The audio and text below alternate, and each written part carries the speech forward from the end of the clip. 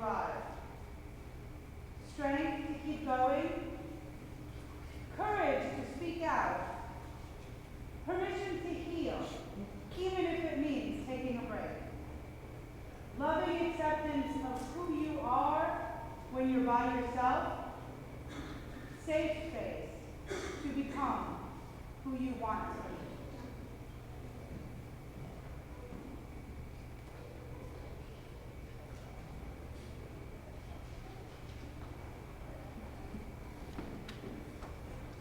Please join me in our chalice lighting. Hi. Would you like that again? Yes. All right. Yes. Come into this space. Come into this people. Come in, be with us, and know that it is possible to leave this circle with whatever it is that you needed when you arrived. Strength to keep going, courage to speak out, permission to heal, even if it means taking a break. Loving acceptance of who you are when you're by yourself. Safe space to become who you want to be. Please join me in our chalice lighting. The words are written in your order of service. We gather together as a community of memory and hope to celebrate life and its infinite possibilities for love. We light this chalice as a symbol of the light within every human heart. May our individual sparks meet and merge, bringing both light and warmth to the world. Good morning and welcome. My name is Dee Oland, and I am honored to serve as your worship associate today. It's a great service. So we're very glad that you're here. Whether you're in the building today or whether you're joining us online, we offer a very special welcome to anyone who might be here for the first time, and we're eager to get to know you better. Everyone is invited to join us in the fellowship hall directly after the service. Or if you prefer a more intimate space to talk with others in our community, we invite you to our welcome room, which is down this hallway all the way to the right. And something special is happening in the fellowship hall after the service today. We have a couple who was married a few weeks ago, Ronnie and Joe Schmitz. There's one of them.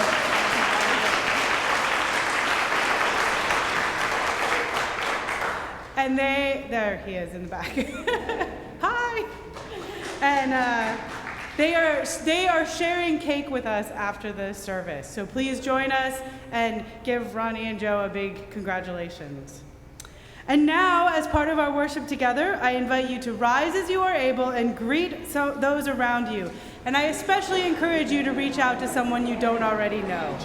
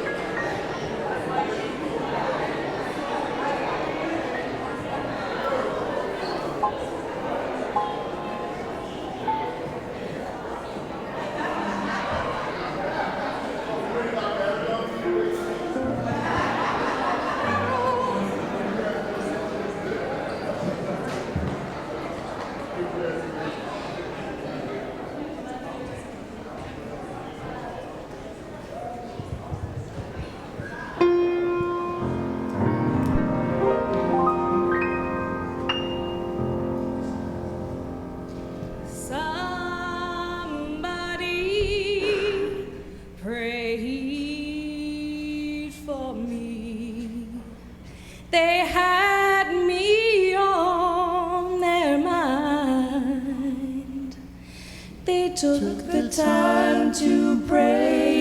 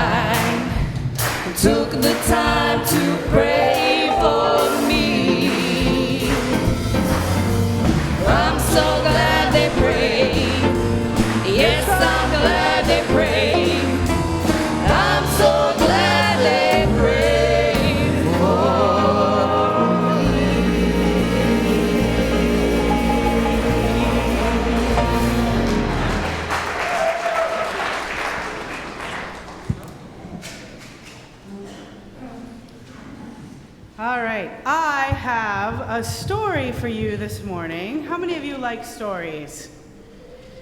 Oh, good, me too. All right, so this is a special kind of story. Instead of ending with a conclusion, it ends with a question. And for you kids out there, this isn't the kind of question that you get in school most of the time, because there is no right or wrong answer to this question. And so kids especially, I have a special assignment for you. I want you to listen really carefully to the story and to the question at the end. And then you're going to go down to your RE classes, and then after the service, your mom or your dad or your grandma or your grandpa or your aunt or your uncle, whoever picks you up from RE is going to pick you up after the service. And I want you to remind them that there was a question to the story, and I want you to tell them what your answer to the question is. Can you do that? Yeah? All right. Thank you. Okay. So here's the beginning of the story. Once upon a time, there was a small village on the edge of a river. Life in this village was very busy. There were people growing food, and people teaching the children, and people making blankets, and people making meals. One day, one of these villagers who was really busy took a break and looked out on their nice river and noticed there was a baby floating down the river right towards the village. She couldn't believe her eyes. And then she heard crying in the distance, and she looked downstream and saw that there were two babies who had already floated right by the village. And she looked around at the other villagers around her. "Does anybody else see that baby?" she asked. Now, one villager heard the woman, but he was very busy and just kept working.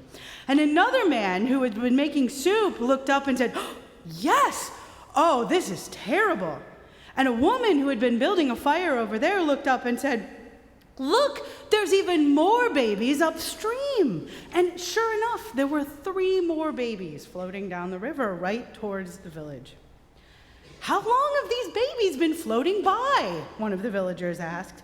And nobody knew for sure, but some people thought that maybe they had seen something or heard something the day before, or maybe a few days before, maybe last week. They were very busy, and they didn't have time to investigate. But now, they quickly organized themselves to rescue the babies.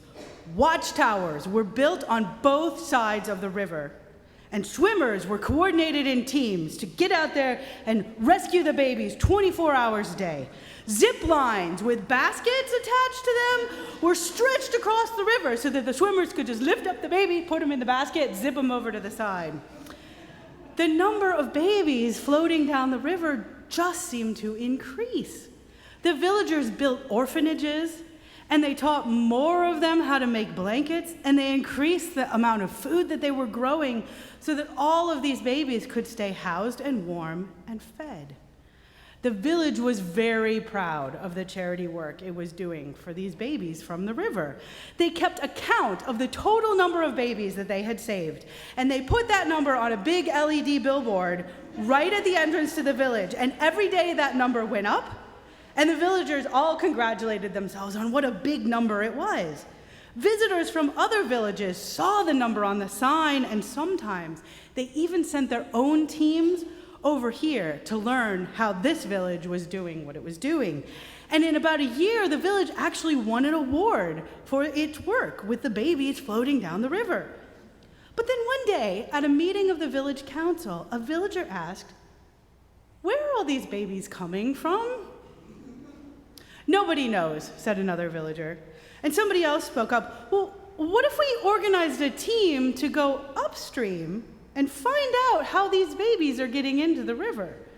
Because maybe if we find out the cause of the problem, we can prevent it from happening in the first place." "Oh, that is a good idea," said some of the villagers. That would be good social justice work and right in line with the mission statement of our village." But not everybody agreed. We've worked really hard to build this program that we have, and we need people here to help us pull the babies out of the river. And someone else chimed in, "That's right, if everybody goes upstream, then who's going to stay here and cook for the babies and look after them, the ones that are here?" Now the council didn't know how to answer this question.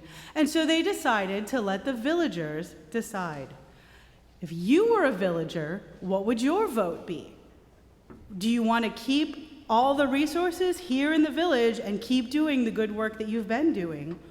Or do you send some of your people up the stream to see if you can find out what's causing the problem in the first place? We will now sing our RE learners and teachers out as they go down to their classrooms.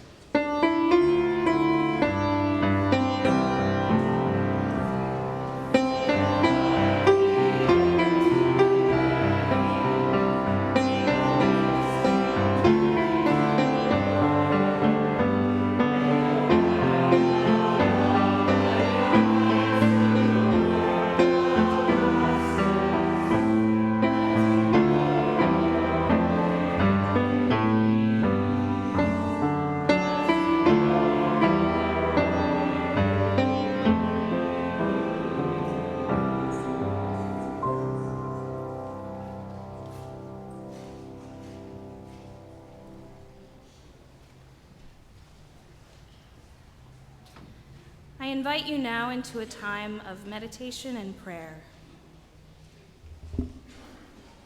Find your breath,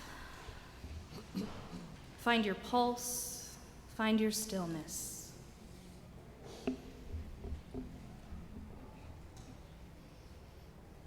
Imagine a bloom in your mind's eye, bloom of a flower. Allow it to fill the interior of your imagination. Greater perfection of form in nature cannot be imagined. With inward gaze, absorb each wondrous, fluted petal of this flower. Slide down its humid surface until you drop as the dew into its velvety core. Immerse your senses in this chamber. Such fragile beauty gives impulse to weep. And slowly reverse the journey. As you ascend the shaft toward wider light, turn your imagination around and around to see its many facets. Stored within is the memory of all flowers. Marvel at this creation. While utterly fragile, yet undaunted, boldly buds forth, turning resolutely toward the sun. We, too, shimmer with expectation, exuding our own illumination, color, pulse, and scent. Vulnerable still, we venture our lives courageously toward hope and light, at once fragile and rooted.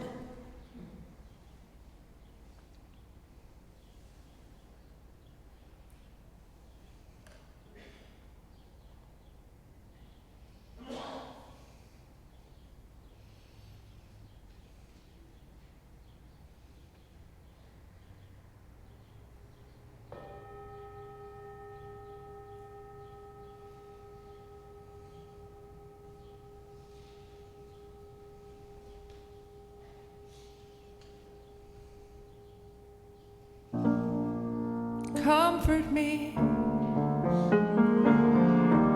comfort me, comfort me, oh my soul. Comfort me, comfort me. Comfort me, oh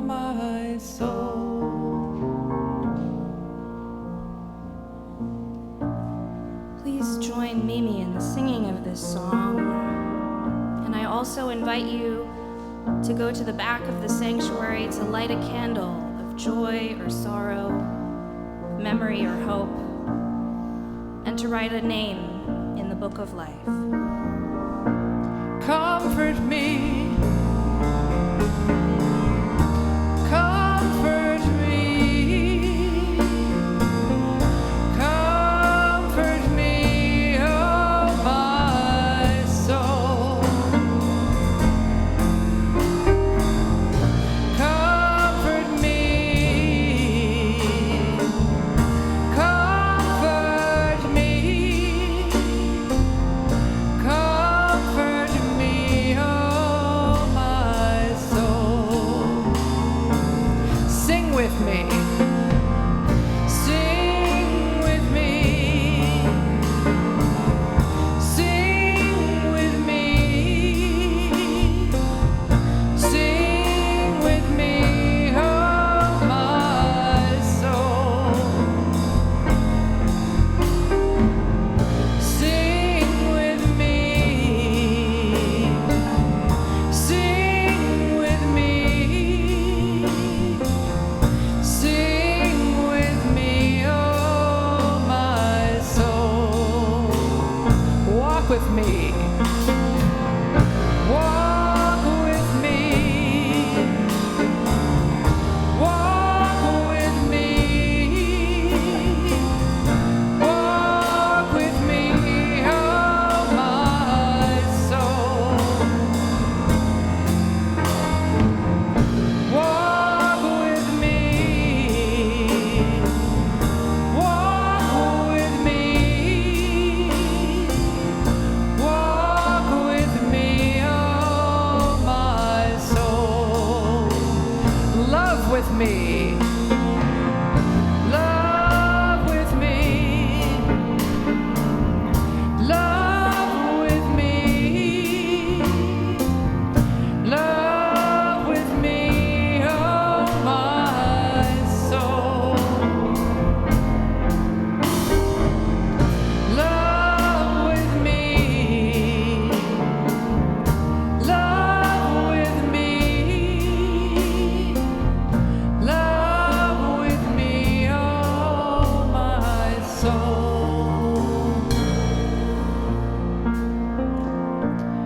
Comfort me. Comfort me. Comfort me, oh my soul. Comfort me. Comfort me. Comfort me, oh my soul.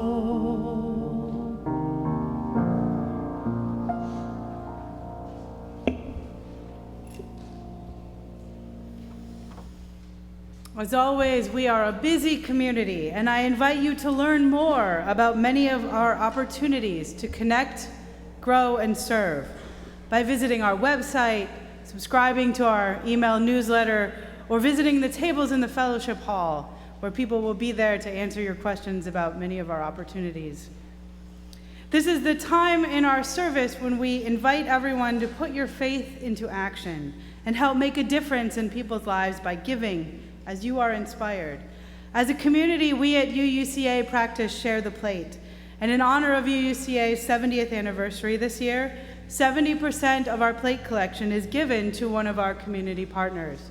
You can always find out who our community partners are and a little bit about the work they're doing by reading in your order of service on the back or going to our website for more information. Our partner today is Little Friends for Peace, a long-standing organization that works with children and adults to build beloved community, relationships that are based on respect and acceptance, and conflicts that end in reconciliation. Your gifts will help meet the goal of providing scholarships for 30 children for each week of Peace Camp this summer. So please, give openly and joyfully. Your generous gifts will now be gratefully received.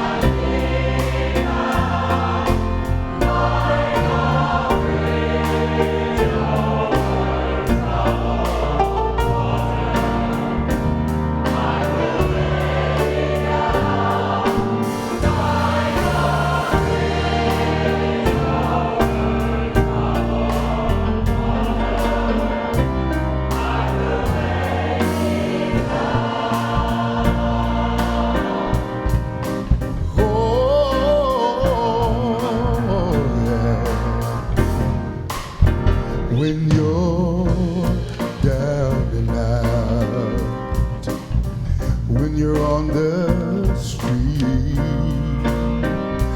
when evening falls so hard, I will comfort you. I'll take your part. Oh, when darkness comes and pain is all around, like a breeze,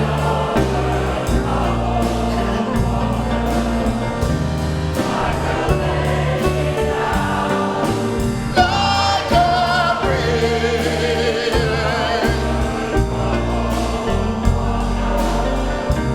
I will lay me down.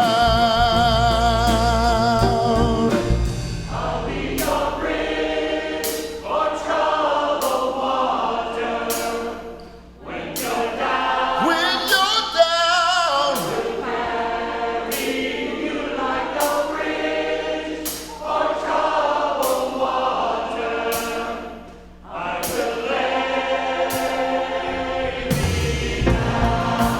I'm gonna lay me down. I'm gonna lay me down.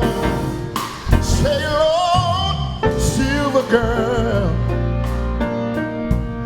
Sail on by. Your time has come to shine. All your dreams are on their way. See how they shine. And oh, if you need a friend, I'm sailing right behind, like the wind.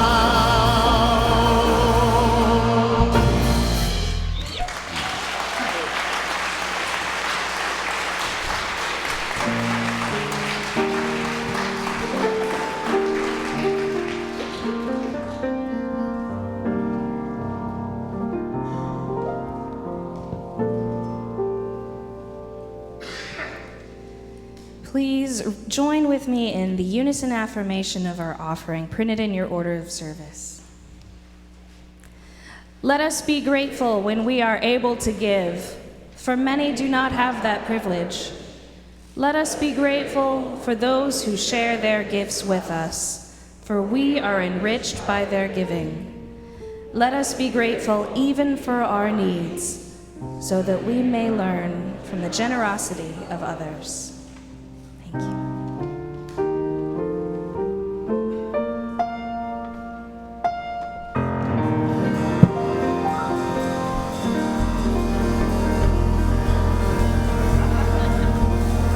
I keep on forgetting to do that. Wait, sit down. Let me do it right. I give myself away.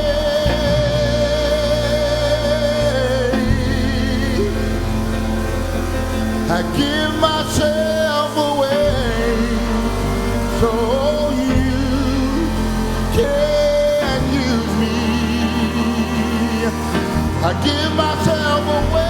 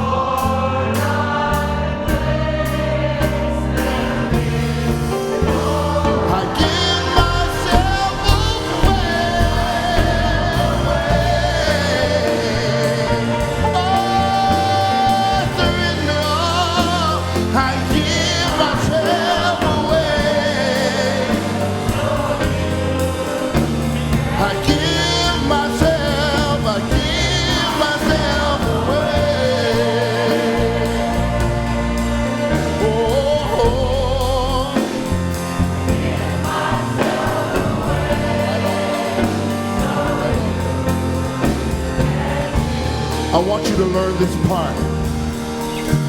My life is not my own. To you I belong. I give myself to you. My life is not my own. To you I belong.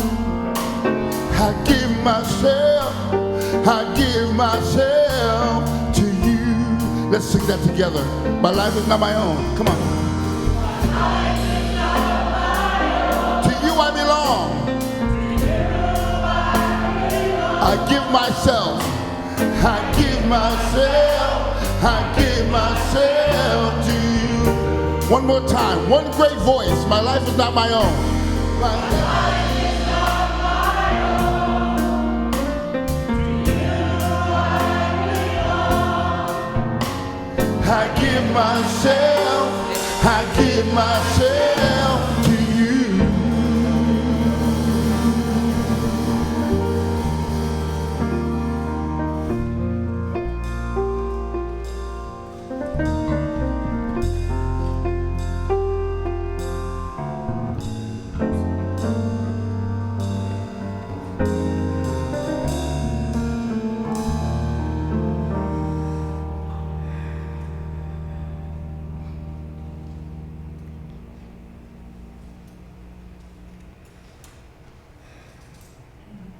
I recently read a book for my systematic theology class in seminary.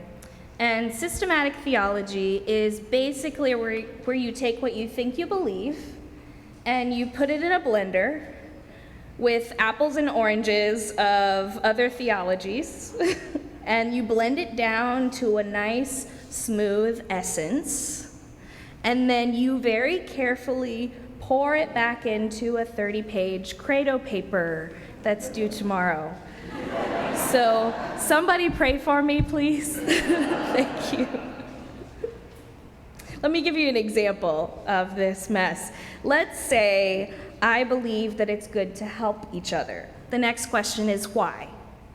Because I believe in the inherent worth and dignity of every person. It's our first principle. Okay, why do you believe that? There might be as many answers to that question as there are souls in this room and beyond.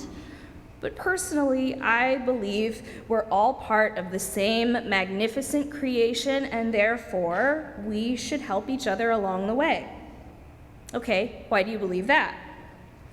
Okay, I also believe in the golden rule or the platinum rule, if you've heard that. Treat others the way they want to be treated. Because that spans across a multitude of cultures and faith traditions. But why do you believe that? Are you starting to see how fun this is? Get on board. The book that I read for class is related to this big question of how and why we help each other. It's called In the Company of the Poor. And it uses the writings and speeches and interviews and conversations between a medical doctor, Paul Farmer, and Father Gustavo Gutierrez, a Dominican priest. And they both did work in Haiti and Latin America with people in those places. It challenged me to consider both the liberating and the not so liberating parts of charity work and mission work and efforts to serve others in need. It's not simply just a question of mindfulness of giving and receiving or serving. The book calls us to let our hearts be changed and transformed in the process. But before I get too far, I want to tell you a little story. It's from another book I had to read in seminary. It's called the Book of Luke. In chapter 19, there's a story about a man who also has a change of heart. The story begins with the crowd gathered to welcome a certain revolutionary man into the city of Jericho as he's passing through.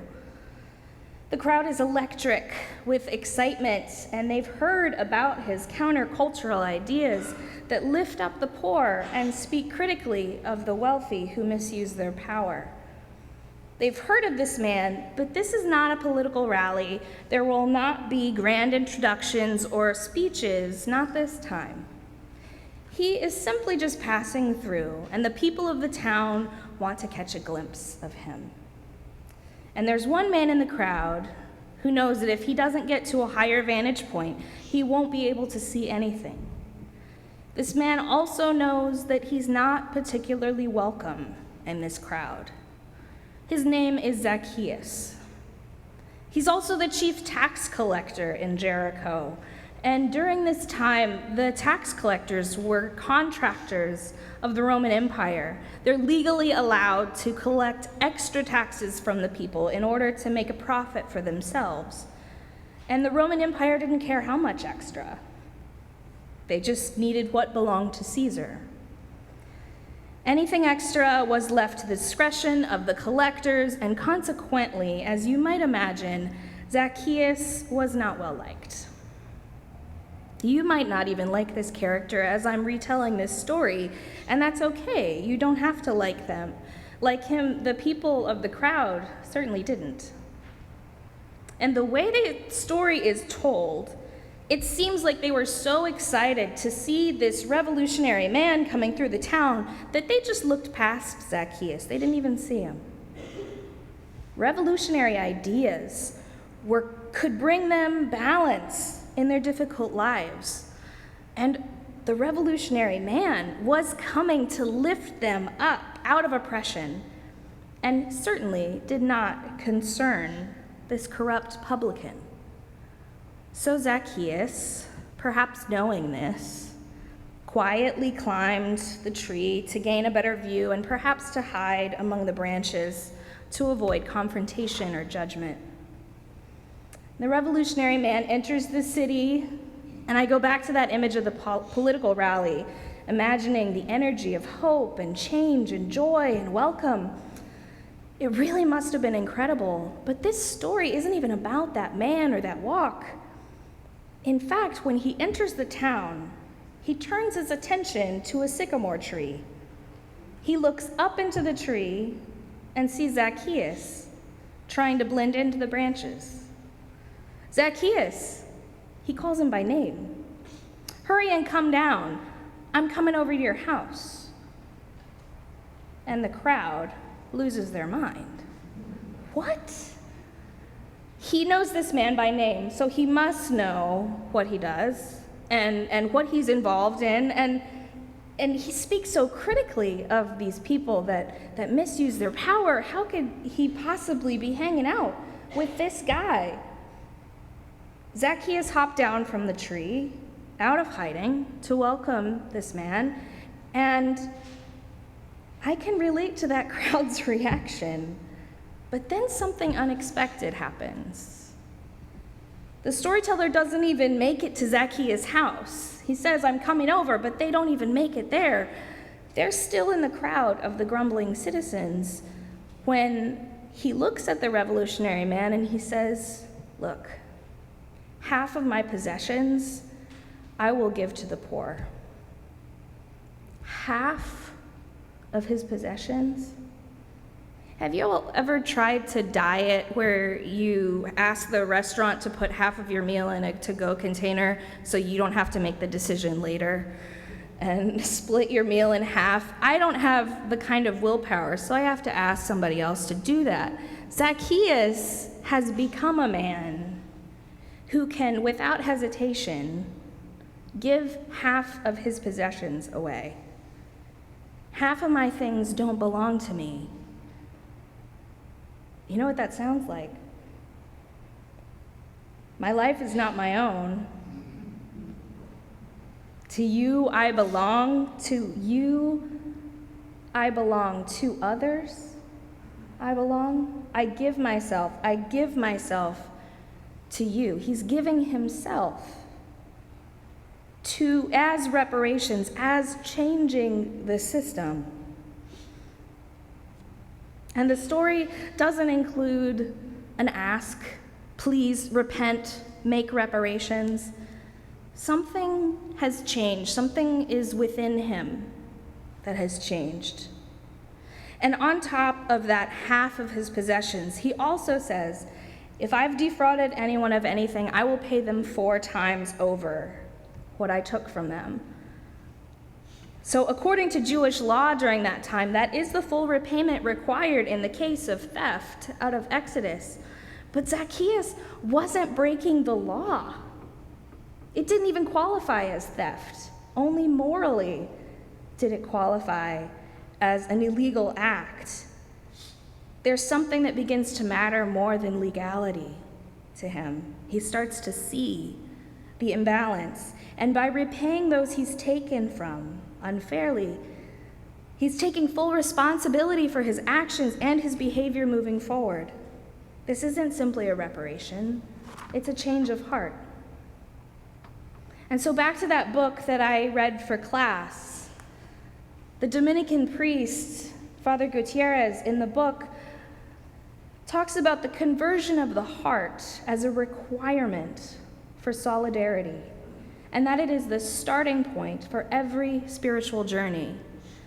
He argues that our conversion is directly connected to liberation of ourselves and others. Not a conversion to a particular faith, but to the cause of being human. Conversion to see clearly the inherent worth and dignity of every person. Conversion to genuinely respect the interdependent web of which we are all a part.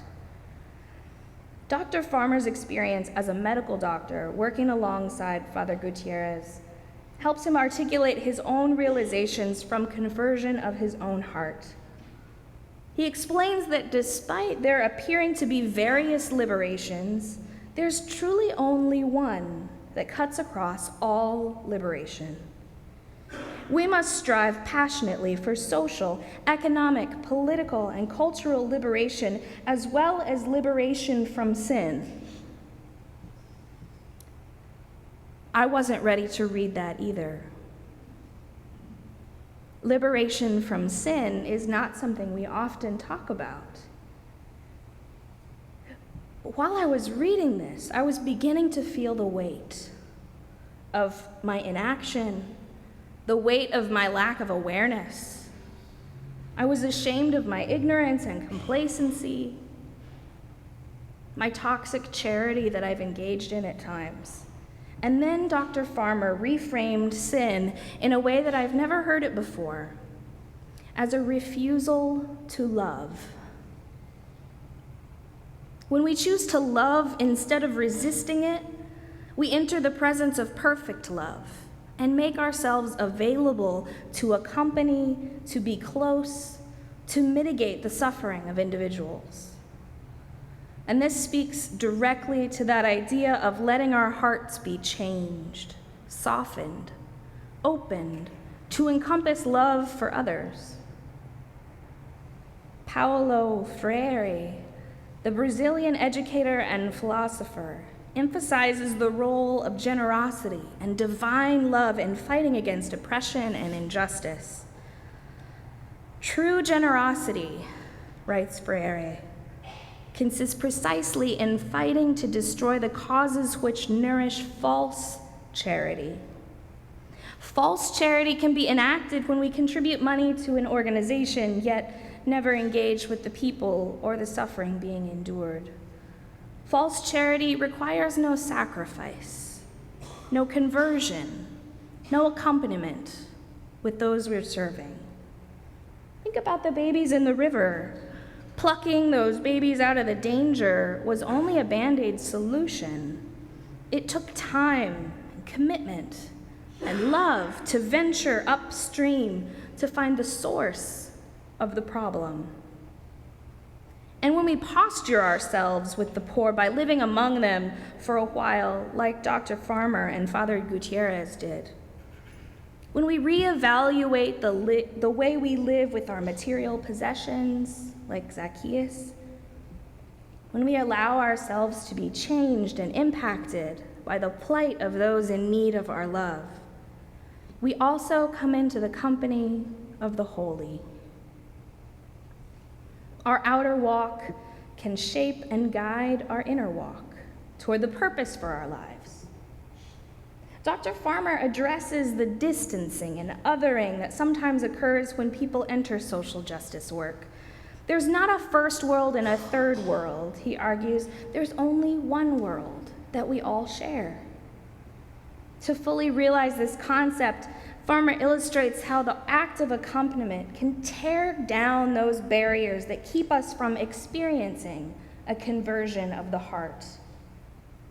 To accompany someone, he says, is to go somewhere with him or her, to break bread together, to be present on a journey with a beginning and an end. The act of presence is not a small one. It places one in the midst of the suffering and forces us to look squarely into its human face. If we are truly in an accompanying role, we have no choice but to recognize and attempt to understand the experience of those suffering in material poverty. And there is significantly more than material poverty at stake. People with sick bodies don't suffer physically in isolation from emotional needs for understanding and recognition and affection. Father Gutierrez writes, discussing the necessity of embodied accompaniment with those we are serving in order to do it authentically to our highest and best ability.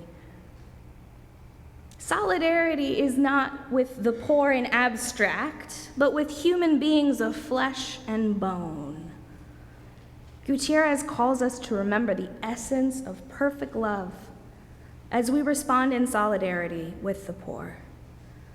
He writes, without love and affection, without, why not say it, tenderness, there can be no gesture of solidarity.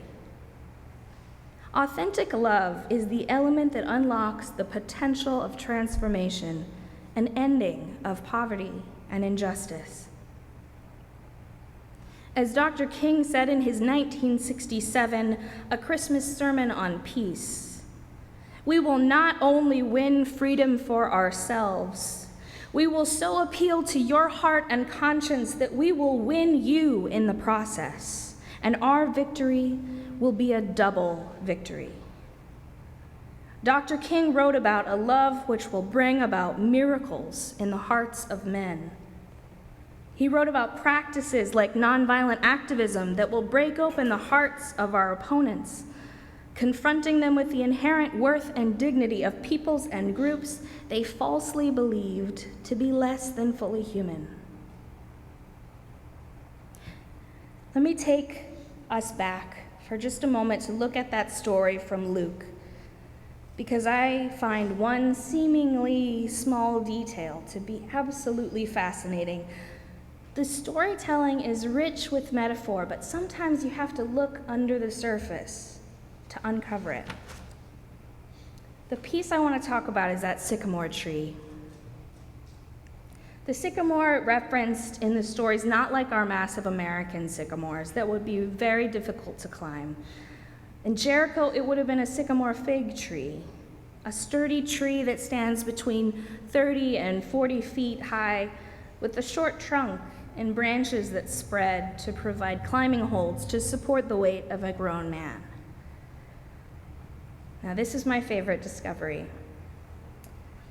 For the trees to properly be fertilized, the fruit itself from the sycamore fig has to be broken open by either a wasp or a farmer who manually breaks open the center of the fruit and fertilizes it. That's the only way the tree survives, is if it's broken open and fertilized. So we have Zacchaeus climbing this fig tree that's rich with metaphor and symbolism, and suddenly he finds himself morally and spiritually broken open in front of a man who specializes in getting to the heart of the matter. And this crowd of grumbling, tax-paying citizens of Jericho, those he should be serving, he's fertilized in that moment to change, to grow, to be different. He needed to enter their company. He needed to come down to the ground level where we are all called to be better to one another.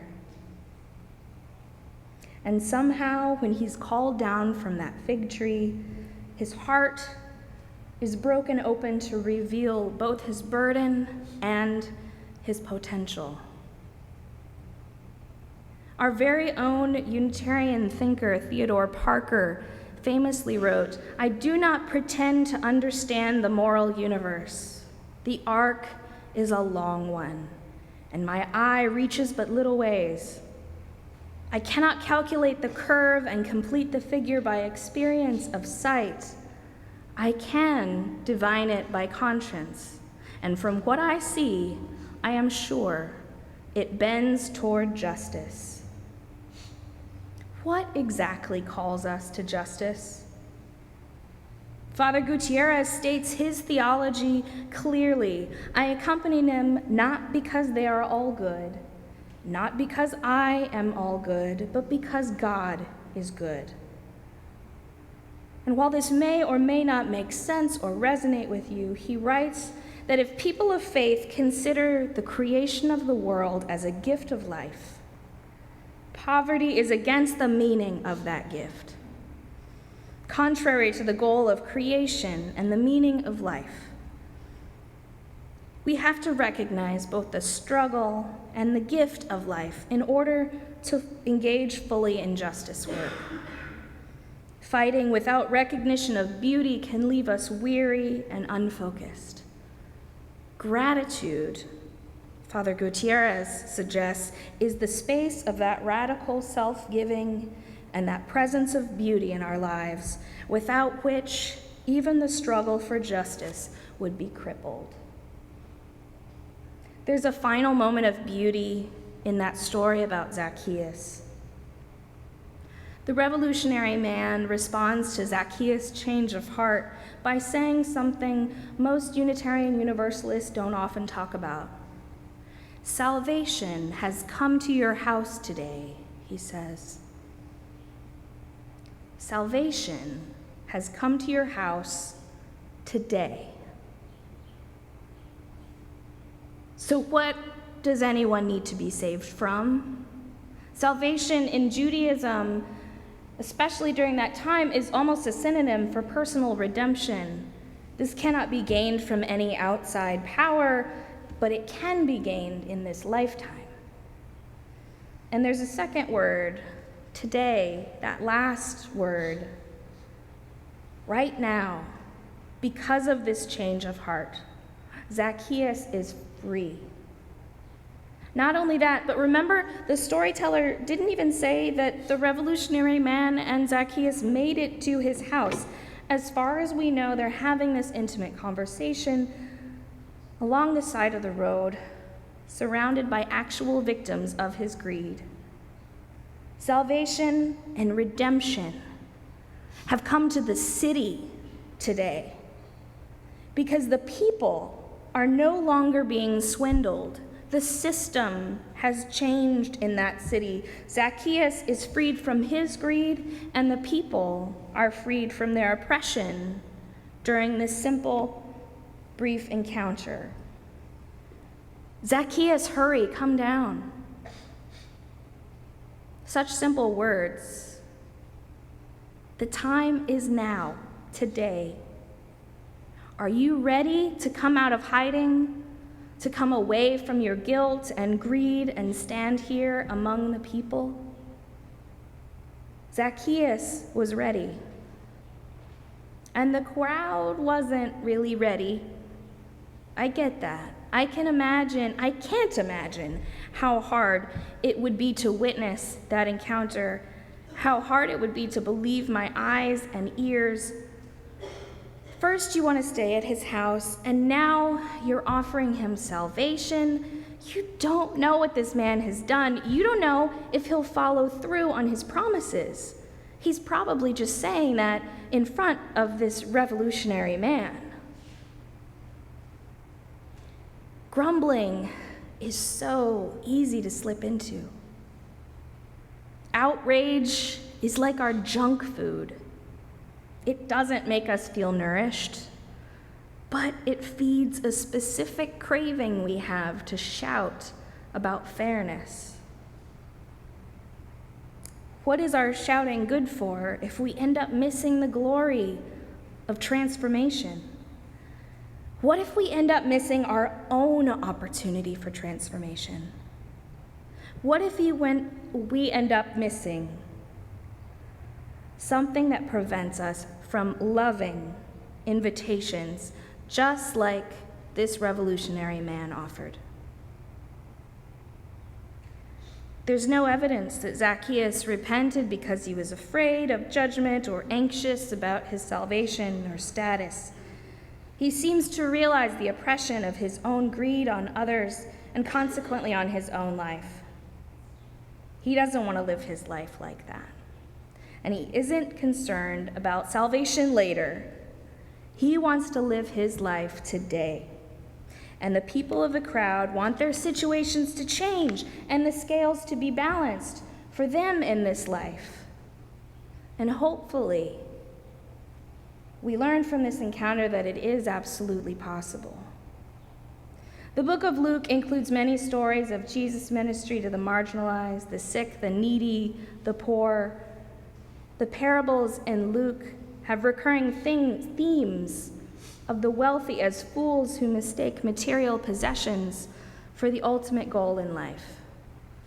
Salvation, though, is like sweet, ripe fruit plucked from a healthy sycamore fig tree. The ministry portrayed in this story is about the healing of injustice and saving grace of justice itself. What do we need to be saved from? Isn't it often ourselves? Greed, arrogance, and selfishness are part of the human experience, but they hurt everyone. The burden of those and so many other human flaws cause a tremendous amount of suffering to our own spirits as well as the lives of others. They remove us from right relations with one another, and they make us feel bound and trapped. What's keeping you from being your best self? What trees are you climbing in order to look out over your own potential with longing? What if you were invited to come down? What if it was today? What if this was the time that you could be broken open so that you and all your relations could be made whole?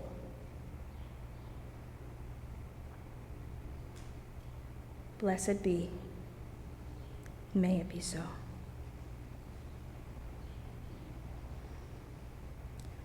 Charles, Mimi, do y'all know a place where there's no crying? Do y'all know a place where there's no worrying? No smiling faces lying to the races? Is that? You think you could take me there today? Yeah.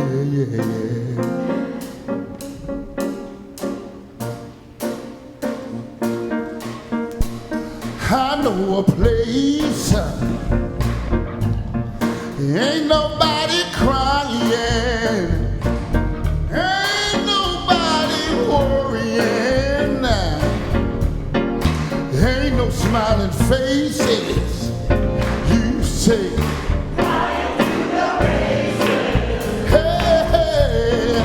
ain't no smiling faces. Say it again, y'all. Somebody help me. Say, I'll take you there. Oh, help me. Say, I'll take you there. Oh, help me. Say, I'll take you there. Oh, help me. Say, yeah. I'll take you there. Oh, somebody say, I'll take you there. Hey, help me, somebody. I'll take you there. Oh, help me, somebody. I'll take you there. Yeah, help me, somebody. I'll take you there.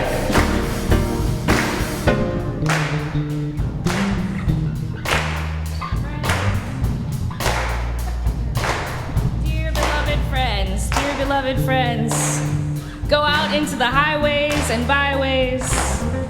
Give the people something of your new vision.